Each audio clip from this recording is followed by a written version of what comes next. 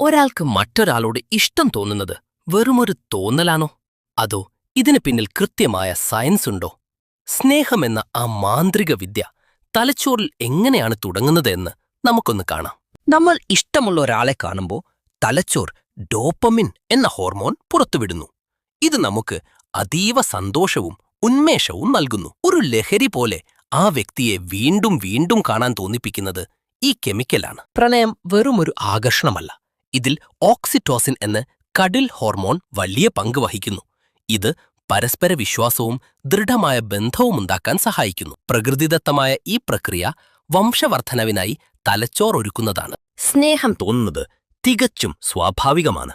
ജീവശാസ്ത്രപരമായി നോക്കിയാൽ ഒരു പങ്കാളിയെ കണ്ടെത്താനും വരും തലമുറയെ സംരക്ഷിക്കാനും ശരീരം നമ്മെ പ്രേരിപ്പിക്കുന്ന രീതിയാണിത്. ഇത് നിങ്ങളുടെ പരിണാമത്തിന്റെ ഭാഗമാണ്. ചുരുക്കത്തിൽ, സ്നേഹമെന്നത് തലച്ചോറിലെ മനോഹരമായൊരു കെമിക്കൽ റിയാക്ഷനാണ്. എന്നാൽ ഈ വീഡിയോ നിങ്ങളുടെ ലവറിന് ഷെയർ ചെയ്ത് പറയൂ, ഐ ലവ് യു എന്ന്. പിന്നെ ഈ ചാനൽ ഫോളോ ചെയ്യാൻ മറക്കല്ലേ.